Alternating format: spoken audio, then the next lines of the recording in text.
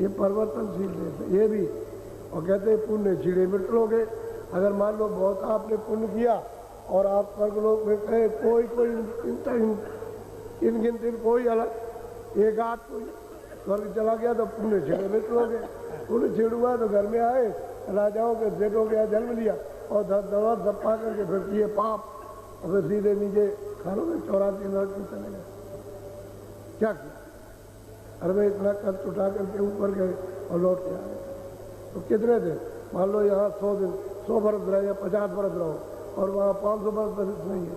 वहाँ सुख में रहोगे दिन जाते देर नहीं और यहाँ दिन और रात आफत लगी हुई है।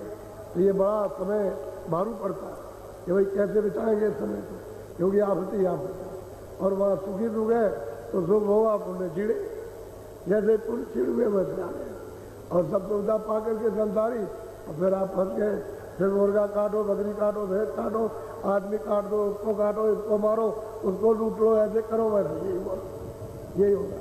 तो बेचारा जीव के तो फंस गया।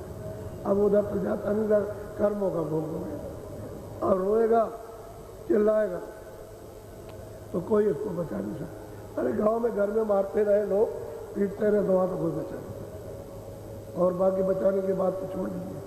जब तुम्हारे पास आँख है, हाथ में पैर है, अगल में बगल में गोली सुनते मार रहा बचाइए बचाइए तो कोई नहीं जाता, उसको लोग मारते रहते, पिटता रहता, चिल्लाता रहता। क्यों चिल्लाता? तकलीफ होती है। तो कहते हैं सकल जीव जितने भी सब इसी में बर्बाद। अब मैं तो आपको प्रमाण जैसे गोस्वामी जी महाराज दे रहे तो वो मतलब ये है कि जैन मत की सब बात को बताया और उन्होंने कहा कि मैं समझ गया, मैंने सब